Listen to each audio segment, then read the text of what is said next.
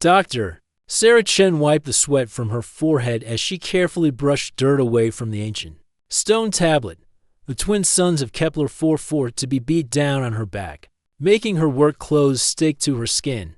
She had been digging at this site for 3 months now, and every day brought new mysteries. This symbol here, she said to her recording device, it's different from anything we've seen before. The lines curve in ways that don't match any known alien language.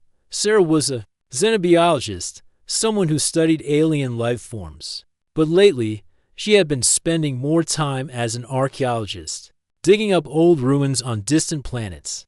The university had sent her to this remote world because strange energy readings had been detected. Coming from underground, the planet was beautiful in its own way. Purple grass covered the hills, and the sky was a soft orange color. But it was also lonely. Sarah's team had returned to Earth 2 weeks ago, leaving her alone to finish the dig. She didn't mind the solitude. It helped her think. As she worked, Sarah felt like someone was watching her. She looked up from the tablet and scanned the empty landscape.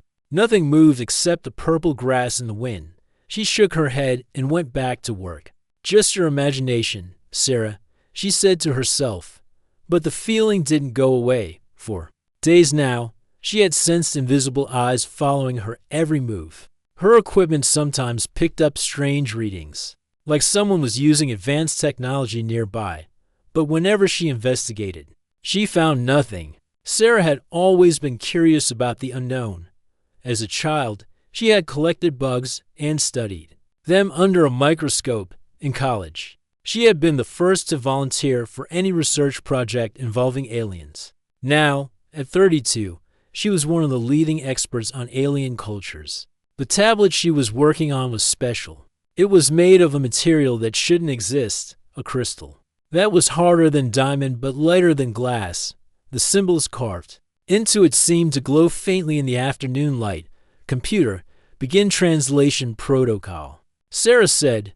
Her portable computer hummed to life, scanning the symbols with laser beams.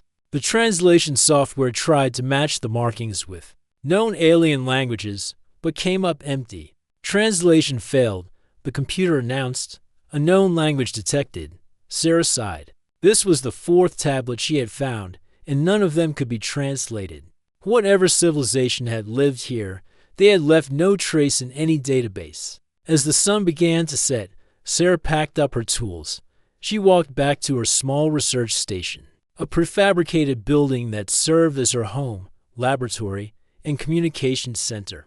The station was equipped with everything she needed to survive on an alien world. Sarah heated up a meal package and sat down to review her notes. She had been on Kepler 44b for 3 months, but felt like she was no closer to understanding the mysterious ruins. The energy readings were getting stronger each day, but she couldn't locate their source. Maybe tomorrow will bring answers, she said to herself. But tomorrow came sooner than expected. Sarah was jolted awake by a brilliant light filling her station. She sat up in her narrow bed, blinking as her eyes adjusted. The light wasn't coming from outside, it was coming from inside her laboratory. She grabbed her scanner and crept toward the lab section of her station. The door slid open with a soft hiss, and Sarah gasped at what she saw. A figure stood in the center of her lab, tall and impossible. It was humanoid in shape, but clearly not human. Its skin looked like living crystal, shifting between different colors as it moved. The being was at least 8 feet tall, with long limbs that seemed to bend in too many places. But it was the eyes that made Sarah's breath catch. They were like looking into deep space, dark and filled with stars that seemed to be dying one by one. Dr. Sarah Chen, the being said in a voice that sounded like music played on crystal bells. I have been watching you. Sarah's scientific training kicked in. Instead of running or screaming, she activated her scanner and began taking readings. The device immediately overloaded and shut down. You're not afraid, the being observed. Interesting. Should I be? Sarah asked, surprised by how steady her voice sounded. The being tilted its head, studying her. Most creatures flee when they see me. Others attack. You are the first to try to study me. I'm a scientist, Sarah said simply. It's what I do. The being stepped closer, and Sarah could see that its crystalline skin was incredibly complex. Layers of different materials formed patterns that shifted and changed as she watched.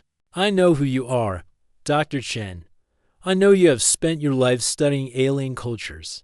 I know you came to this planet seeking answers. Who are you? Sarah asked. I am Zixathara. I own 17 star systems. My wealth could buy entire planets, in your terms. I am what you might call a trillionaire. Sarah felt her knees go weak. She had heard stories of beings who controlled vast empires across the galaxy, but she had never believed they were real. What do you want with me?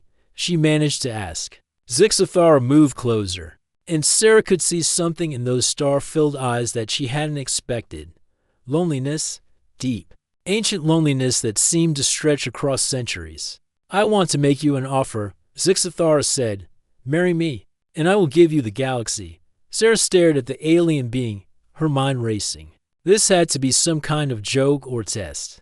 Beings like Zixathara didn't just appear in small research stations and propose marriage to human scientists. I don't understand, Sarah said. I'm offering you power beyond imagination, control over star systems, wealth that could reshape civilizations. All you have to do is accept my proposal. Sarah's scientific mind analyzed the situation. This being had technology advanced enough to appear in her station without triggering any alarms. The energy readings she had been detecting were probably from Zixathara watching her. But why would someone so powerful be interested in her? Why? Me, she asked. Zixathara was quiet for a long moment. When the alien spoke again, there was something different in that crystal voice, something vulnerable. Because you are the first being in 1,000 years to look at me without fear or greed. You see me as a puzzle to be solved, not a threat to be destroyed or a resource to be used. Sarah looked into those dying star eyes and saw the truth. This wasn't about power or wealth. This was about something much more basic and human. The need for connection. You're lonely, she said softly. Zixathara's crystalline form seemed to shimmer with emotion. I have been alone for longer than. Your species has existed. I have power, but no one to share it with. I have wealth, but no one who values me for more than what I can give them. Sarah made her decision.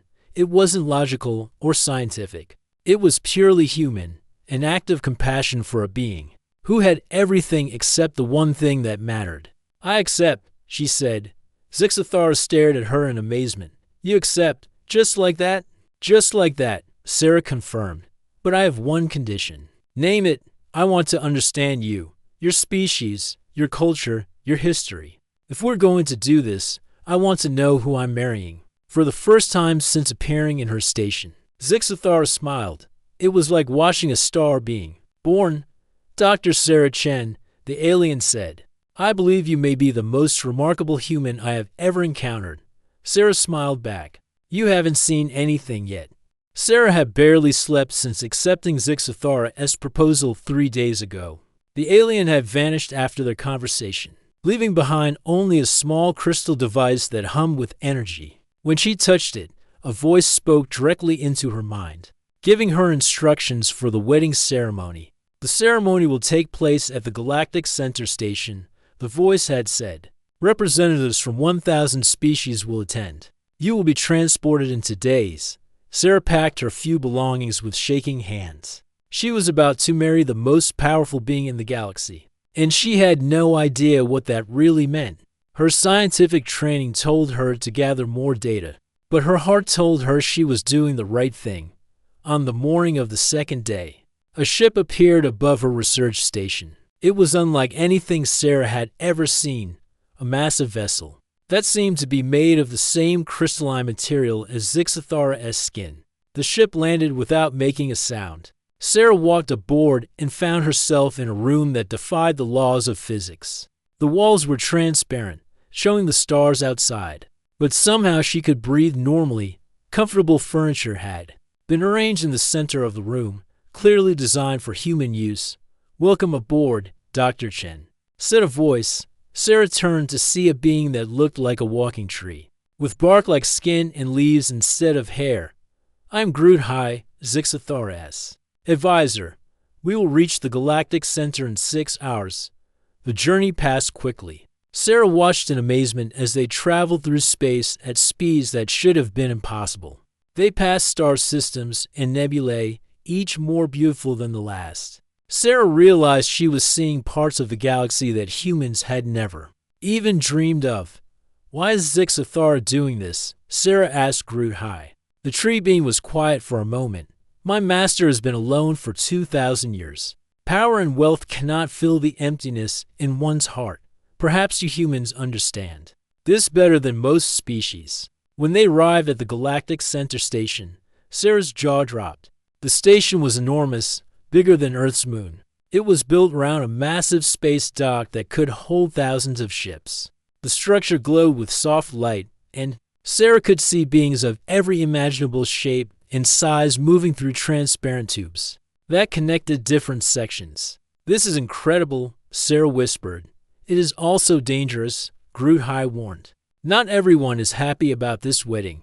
Some see it as an opportunity." Sarah was escorted to a suite of rooms that had been prepared for her. The walls showed views of the galaxy spinning slowly around them.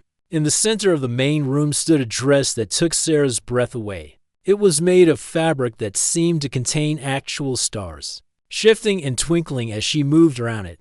"A gift from Zixathara," Groot High explained. "It will protect you during the ceremony." "Protect me from what?" Sarah asked. Before Groot High could answer, alarms began blaring throughout the station. Red lights flashed, and Sarah heard the sound of running feet in the corridors outside. "It has begun," Groot High said grimly. Sarah looked out the window and saw ships approaching the station. They were sleek and black, moving in perfect formation. As she watched, they began firing weapons at the station's defenses. "Who are they?" Sarah asked. "The Hegemony Council," Groot High replied. "They have ruled parts of the galaxy for centuries. They see your marriage to Zixathara as a threat to their power." Sarah felt fear creep up her spine. "What do they want?" "To kill you and Zixathara during the ceremony, with both of you gone. They can claim Zixathara as empire for themselves." The attack continued for hours. Sarah watched from her window as the station's defenses held against the enemy ships. But she could see that more ships were arriving every few minutes. "We need to cancel the ceremony," Sarah said. "Too many people will get hurt." "Impossible," Groot High said. "Representatives from 1,000 species are already here to cancel. Now would be seen as weakness. It would start a war that could destroy the galaxy." Sarah realized she was trapped. The wedding had to go on, even though it might cost her life. As the time for the ceremony approached, Sarah put on the star dress. It fitted perfectly, and she could feel strange energy flowing through the fabric. Whatever it was made of, it was clearly more than just clothing. Groot High escorted her through the station to the ceremony hall. The hall was enormous, with a domed ceiling that showed the stars outside. Thousands of beings filled the seats, representing species from across the galaxy. Sarah saw creatures that looked like giant insects, others that seemed to be made of living liquid, and some that defied description entirely. At the front of the hall stood Zixathara, wearing robes that matched Sarah's dress. The alien's crystalline form seemed to glow with inner light when their eyes met. Sarah felt a moment of calm despite the chaos around them. The ceremony began with speeches in languages Sarah didn't understand, but she could feel the tension in the room. Many of the alien representatives kept looking toward the entrances as if expecting trouble. They didn't have to wait long, just as Sarah and Zixathara joined hands at the altar. The main doors exploded inward. Armed figures in black armor poured into the hall, firing weapons at anyone who moved. The alien guests screamed and tried to flee, but more attackers appeared from every entrance. "Protect the bride," Groot High shouted. Sarah found herself in the middle of a battle. Laser beams flew over her head, and the air filled with smoke and alien shouts. She saw Zixathara fighting with abilities that seemed like magic, creating barriers of crystal to block enemy fire. But the attackers kept coming. Sarah realized they weren't trying to kill everyone. They were focused on reaching her and Zixathara. This was an assassination attempt. One of the attackers broke through the defenders and ran straight at Sarah. It was a being that looked like a giant spider, with 8 legs and multiple eyes. It raised a weapon that crackled with energy. Sarah's scientific mind kicked in. She had studied this species before. They were called the Arachne. She remembered their weak point from her xenobiology training. Without thinking, she grabbed a piece of broken crystal from the floor and threw it at the creature's center eye. The Arachne screamed and stumbled. Its shot went wide, missing Sarah by inches. The creature fell to the ground, temporarily blinded. "How did you know to do that?" Zixathara asked, appearing beside her. "I studied your species," Sarah said. "The center eye is connected to their balance system. Blinded, and they can't coordinate their movements." More attackers were coming. Sarah watched the battle with scientific eyes, analyzing the enemies' movements and tactics. She noticed that they were all wearing the same type of armor, which meant they probably had the same weaknesses. The armor, she called out to the defenders. "Aim for the joints. The shoulder and hip connections are the weak points." The defenders followed her advice, and the tide of battle began to turn. The attackers' armor was strong, but the joints were vulnerable. One by one, the enemies fell. The last attacker was different from the others. It was tall and thin, with skin that seemed to absorb light. It moved like a shadow, avoiding the defenders' weapons with impossible grace. It reached the altar where Sarah and Zixathara stood. Sarah could see its face beneath the helmet. It had no features, except for a mouth full of sharp teeth. "You will not corrupt the galaxy with your human weakness," it hissed at Sarah. The creature raised a weapon that looked like a blade made of pure darkness. Sarah knew she had seconds to live, but instead of fear, she felt curiosity. The creature's skin absorbed light, but that meant it needed to process that energy somehow. She remembered reading about a species called the Umbrals who lived in the dark spaces between stars. "You're an Umbral," she said. "You feed on light energy, but too much at once overwhelms your system." The creature paused, surprised that she knew its species. Sarah grabbed one of the light crystals from the altar and crushed it in her hand. The crystal exploded with brilliant light, filling the entire hall with blazing radiance. The umbral screamed and collapsed, its body convulsing as it tried to process the sudden flood of energy. It had been overwhelmed by too much light at once. The hall fell silent except for the sound of wounded beings calling for help. The attack was over. Zixathara stared at Sarah with amazement. "You saved us all. Not with weapons or power, but with knowledge." Sarah looked around at the destruction. Many beings had been hurt, but most were alive. The wedding guests were slowly returning to their seats, talking excitedly about what they had witnessed. "A human who fights with her mind instead of her muscles," one of the guests said. "How remarkable." The ceremony continued, but Sarah barely heard the words. She was thinking about what had just happened. The attackers had underestimated her because she was human. They had expected her to be weak or helpless. Instead, she had used her scientific knowledge to defeat enemies that were stronger and more advanced than her. She had shown that humans didn't need superior technology or physical strength to survive in the galaxy. When the ceremony ended, Sarah found herself married to the most powerful being in the galaxy. But more importantly, she had earned the respect of 1,000 different species. As the guests celebrated, Zixathara took her hand. "You have shown them something new today. They see that humans are not weak, but different." 2 weeks after the wedding, Sarah thought she was beginning to understand her new life. She had moved into Zixathara's palace, a massive structure that floated in space near the galactic center. The palace was beautiful but lonely, with endless corridors and rooms that seemed to stretch forever. Sarah spent her days learning about the galaxy that was now hers to rule. She studied star charts, trade routes, and the complex politics of thousands of different species. It was like being back in graduate school, except the textbooks were about real civilizations instead of theoretical ones. But she missed her research. She missed the simple joy of discovering something new about the universe. Being married to a galactic emperor was exciting, but it was also overwhelming. "You seem troubled," Zixathara said one morning. They were sitting in the palace's observation deck, watching a nebula slowly spin in the distance. "I'm just adjusting," Sarah replied. "A month ago, I was digging in the dirt on a remote planet. Now I'm supposed to help rule the galaxy. It's a big change." Zixathara's crystalline form shifted colors, a sign that Sarah had learned meant deep thinking. "Perhaps it is time for you to truly claim your inheritance." "What do you mean?" "There are ancient laws that govern galactic power. To become a true ruler, you must pass the inheritance trials. They are tests that prove you are worthy of the responsibility." Sarah felt a chill run down her spine. "What kind of tests?" "Each species has contributed one trial over the centuries. There are currently 47 trials that must be completed. No one has passed all of them in over 1,000 years." "What happens if I fail?" Zixathara was quiet for a long moment. "Then you lose the right to rule. And I lose the right to keep my empire." Sarah understood. This wasn't just about her proving herself. This was about whether their marriage would be recognized by the galactic community. If she failed, everything they had built would crumble. "When do the trials begin?" she asked. "Tomorrow." The first trial took place on a planet called Mirror's Edge. Sarah found herself standing in front of what looked like a simple maze made of reflective walls. But as she stepped inside, she realized it was anything but simple.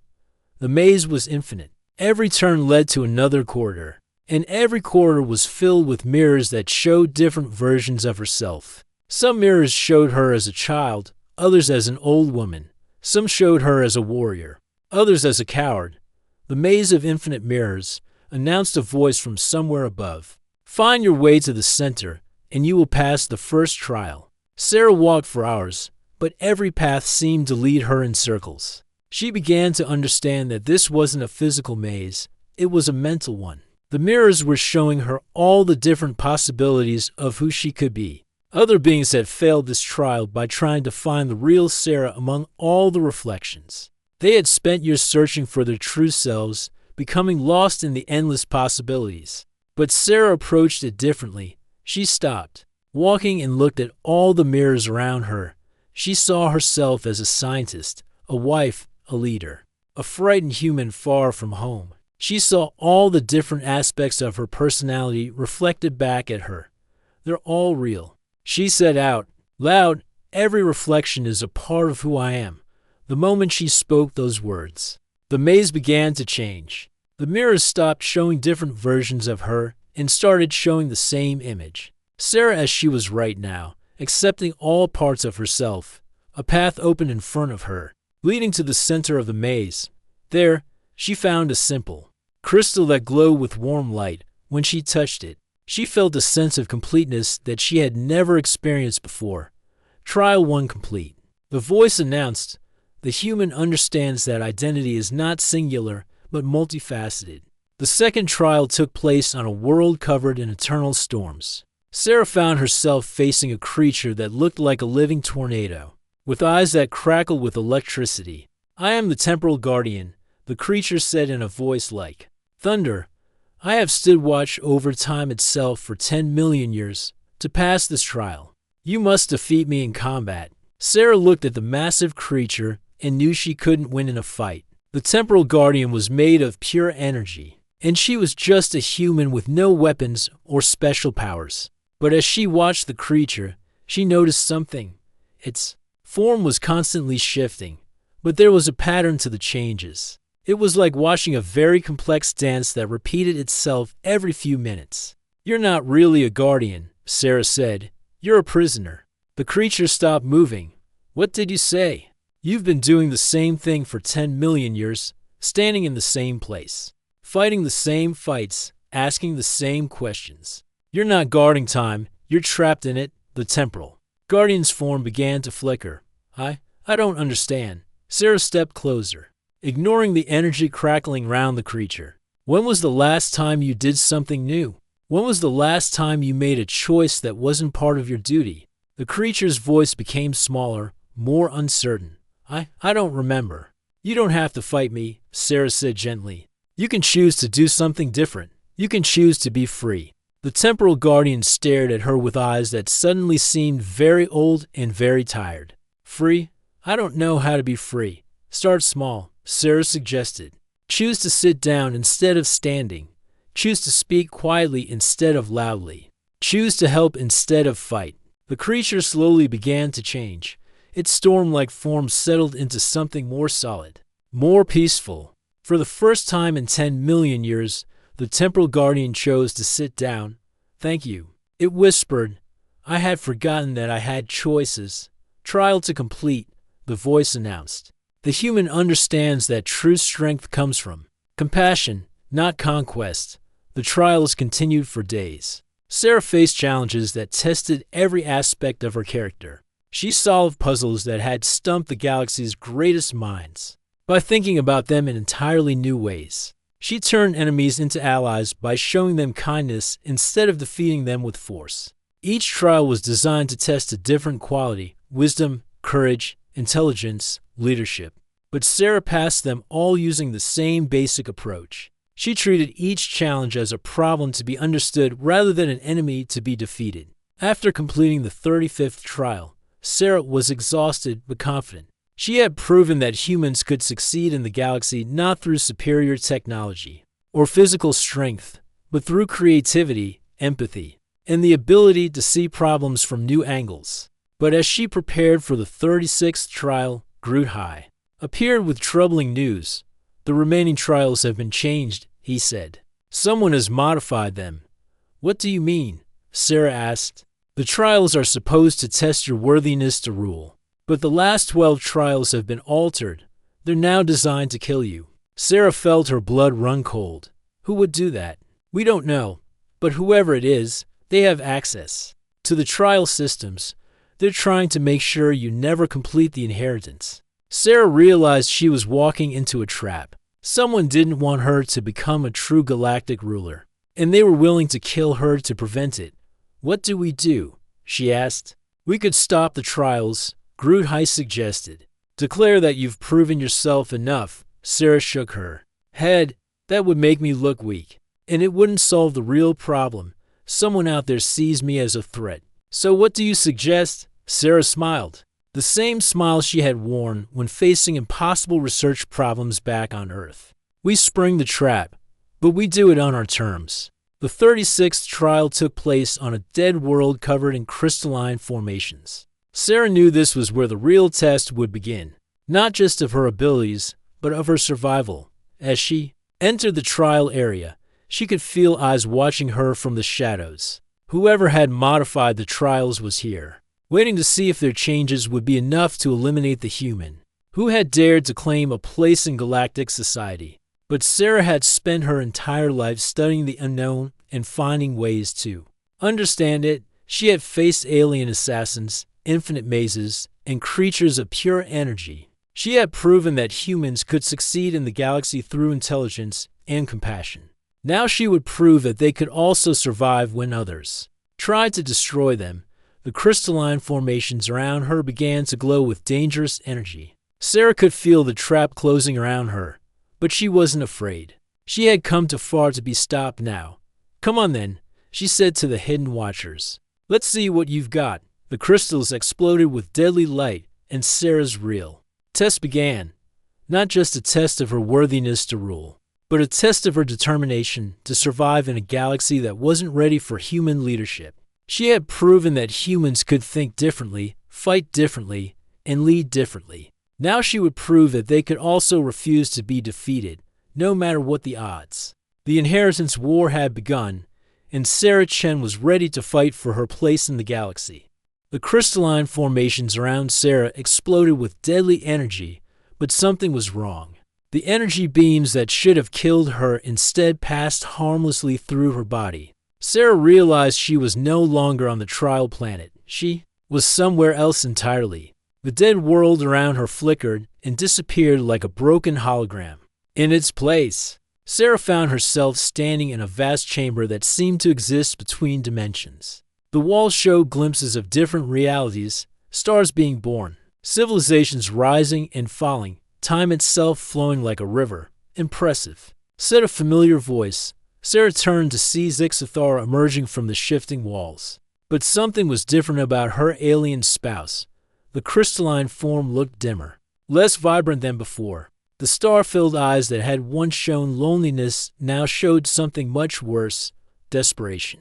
The trials were never real, were they? Sarah asked, her scientific mind already piecing together the truth. Oh, they were real, Zixathara replied. But they were never meant to test your worthiness to rule. They were meant to test your worthiness to replace me. Sarah felt a chill that had nothing to do with the strange chamber around them.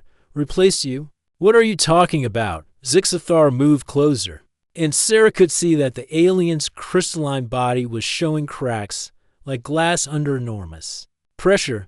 I am dying, Sarah. I have been dying for centuries. That's impossible. You're the most powerful being in the galaxy. Power and life are not the same thing. Zixathara's form flickered, becoming almost transparent for a moment.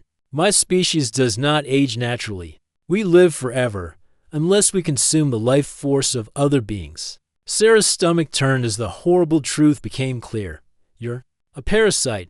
I became one, Zixathara said, pain evident in that crystal voice. Long ago, my people discovered how to extend our lives by absorbing the life energy of other species. It seemed like a gift at first, immortality in exchange for taking life from those we considered lesser. Sarah backed away, but there was nowhere to go in the strange dimension. How many beings have you killed? Entire civilizations, Zixathara whispered. Billions upon billions of lives consumed to keep me alive. Their empires became my empire. Their wealth became my wealth. I told myself it was necessary, that a being like me deserved to live more than countless others. And now, Sarah asked, though she was beginning to understand, now I am spiritually dead. The life force I consume no longer sustains me. My body is failing because my soul is already gone. Zixathara's form flickered again.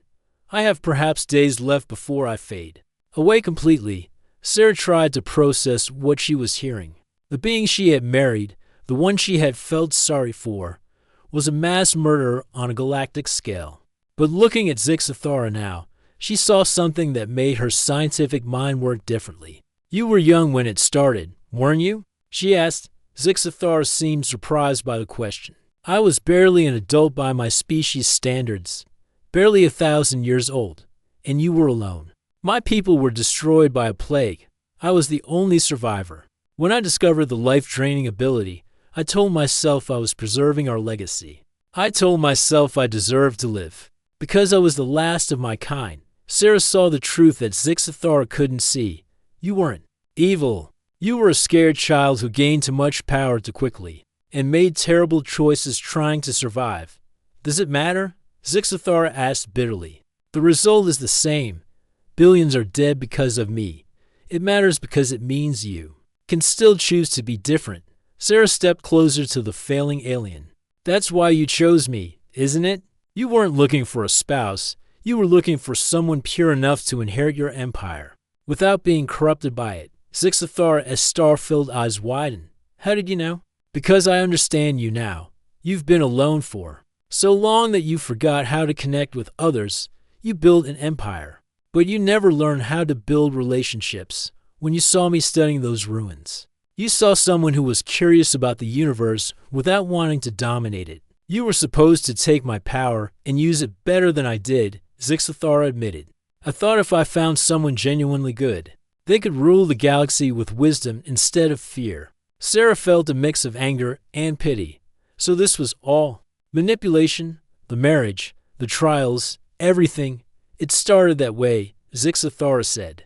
But something unexpected happened. When I watched you face the trials, when I saw how you solved problems with compassion instead of force, I began to remember what it felt like to hope. Hope for what?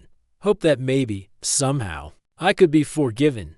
That maybe someone could look at the monster I became and still see the frightened child who made the wrong choices. Sarah stared at the dying alien, her mind racing. Everything she thought she knew about her situation was wrong. She wasn't a beloved spouse. She was a replacement. She wasn't inheriting an empire.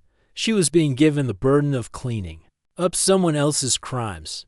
But as she looked at Zixathara's fading form, she saw something that her scientific training had taught her to recognize. A test subject in distress. Show me, she said suddenly. Show you what? Your true form. Not this crystalline shape you wear to intimidate others. Show me who you really are. Zixathar hesitated. You won't like what you see. I'm a scientist. I've seen plenty of things. I didn't like. Show me. The crystalline form began to dissolve, and what emerged made Sarah gasp. Zixathar as true form was small and fragile, barely 4 feet tall.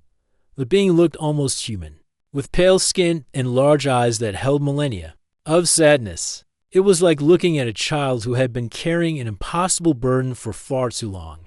This is who I really am, Zixathar said in a voice that was now soft and vulnerable. A scared child who gained the power of gods and used it to become a monster.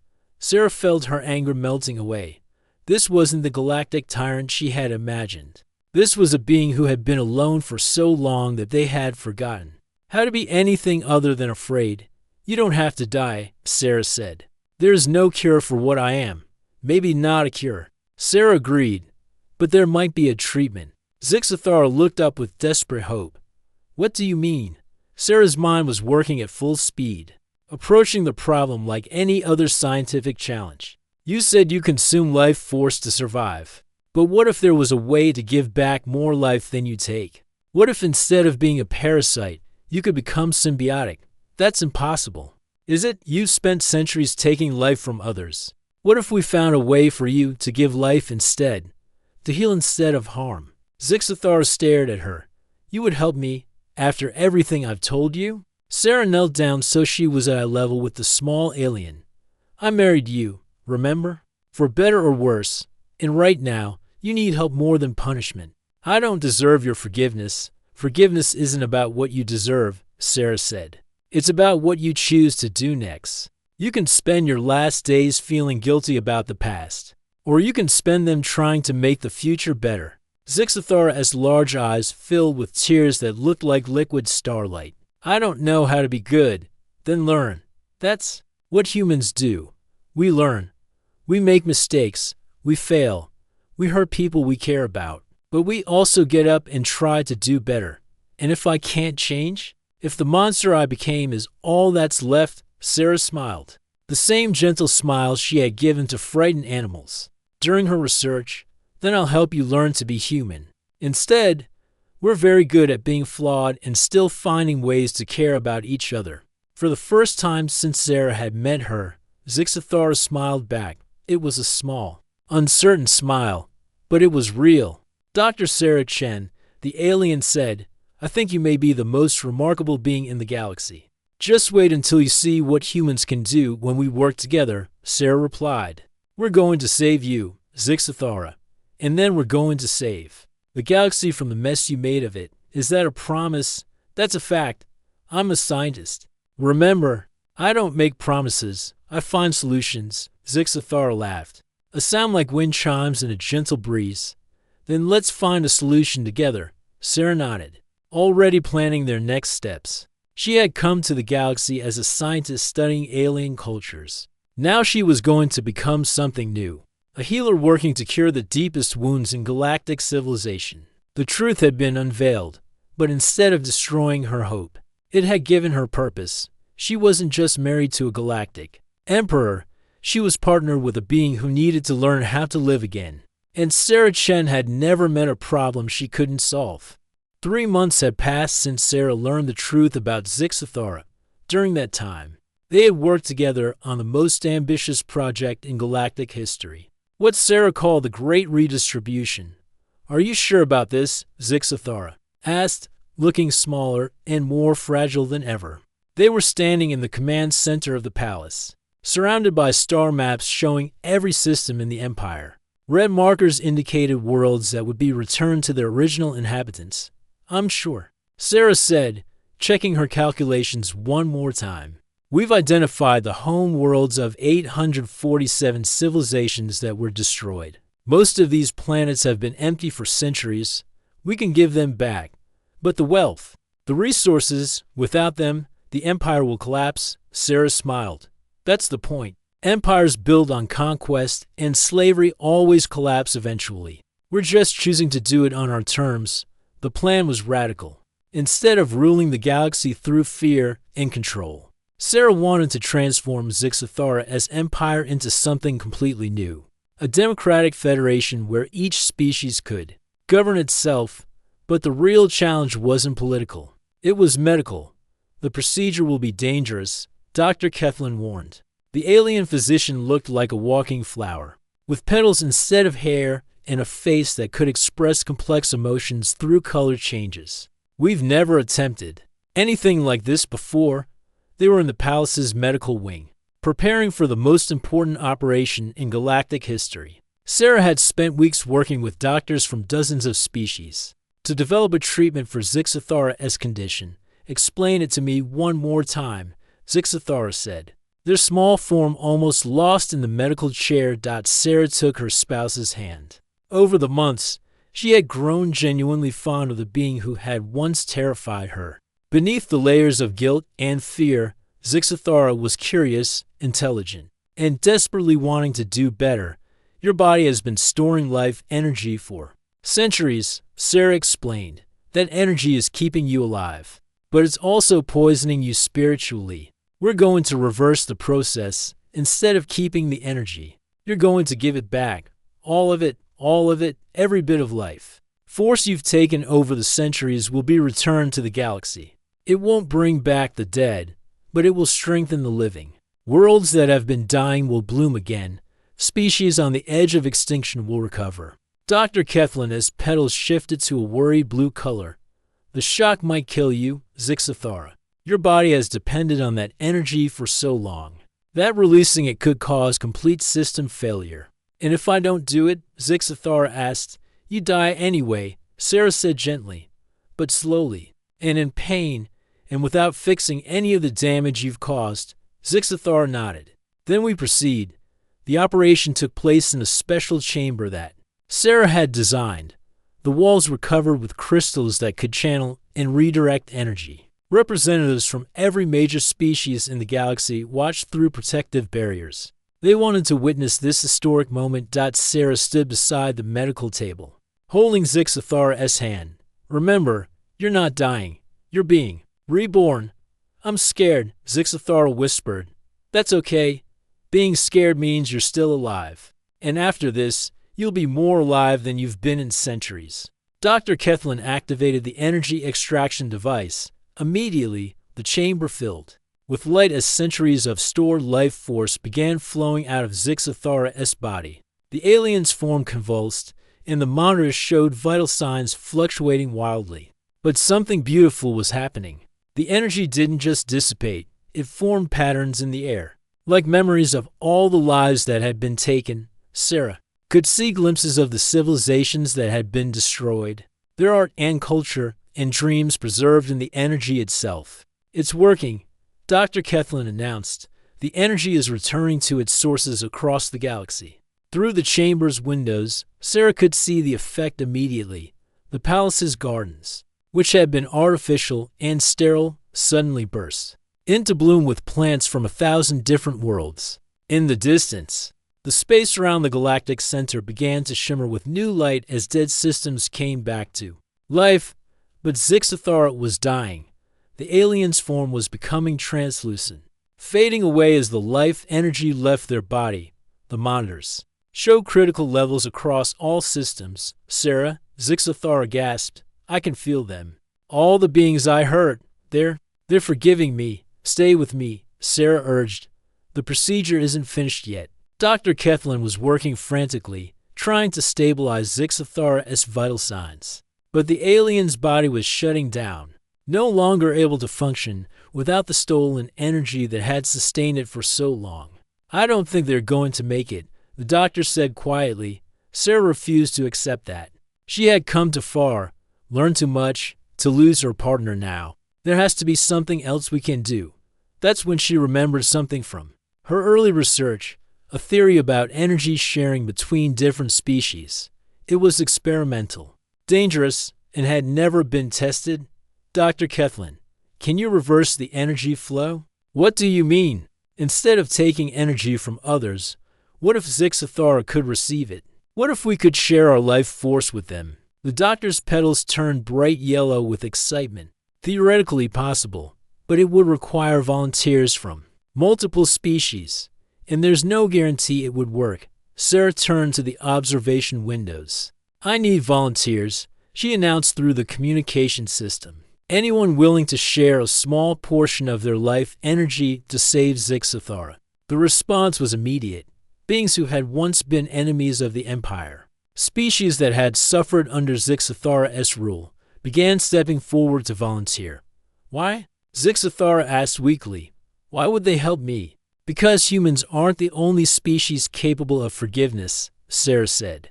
"And because they've seen you trying to change, one by one." Volunteers entered the chamber. The tree-like Groot High was first, followed by representatives from dozens of different species. They placed their hands on the energy crystals, allowing small amounts of their life force to flow toward Zixathara. But this energy was different from what Zixathara had consumed before. It was freely given, offered with compassion rather than taken by force. As it entered Zixathara's body, the alien's form began to stabilize and change. Instead of the crystalline shape that had intimidated so many, Zixathara's body became something new, a form that seemed to incorporate elements from all the species that were helping. They looked more human than before, but also retained characteristics of their original species and hints of all the others. "I can feel it," Zixathara said, their voice stronger now. "Not just the energy, but the emotions behind it: hope, forgiveness, love. I had forgotten what those felt like." The transformation continued for hours. When it was finally complete, Zixathara sat up on the medical table, looking truly alive for the first time since Sarah had met them. "How do you feel?" Sarah asked. "Mortal," Zixathara replied with a smile. "Wonderfully, beautifully mortal. I have maybe 100 years left instead of eternity, and I'm going to spend every one of them trying to make up for what I did." The great redistribution continued over the following months. Entire star systems were returned to their original inhabitants. The vast wealth that Zixathara had accumulated was distributed to species that needed resources to rebuild their civilizations. The empire didn't collapse, it transformed. In place of a dictatorship, a new galactic federation emerged. Each species governed itself, but they worked together on projects that benefited everyone. Sarah and Zixathara found themselves with a new role. They weren't emperors anymore, but they weren't ordinary citizens either. They became something like galactic counselors, helping to resolve disputes and facilitate cooperation between different species. "Do you ever regret it?" Zixathara asked. One day, they were working in a small research station on the edge of the galaxy, studying a newly discovered form of space-dwelling life. It was simple work, but Sarah had never been happier. "Regret what?" "Giving up the power. We could have ruled the galaxy." Sarah looked up from her microscope. "We did rule the galaxy for exactly as long as it took to give it back to the beings who really belonged there." Zixathara laughed. "I still don't understand how human minds work. You had everything anyone could want, and you chose to give it away." "That's because you're thinking like an emperor," Sarah said. "Humans don't measure success by what we keep. We measure it by what we share." They worked in comfortable silence for a while. To beings from different species who had found something more valuable than power or wealth. They had found partnership, purpose, and the satisfaction of making the galaxy a better place.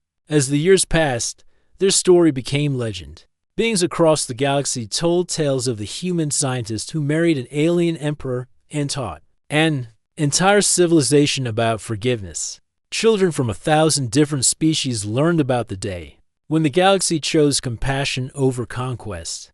But Sarah and Zixathara didn't pay much attention to the stories.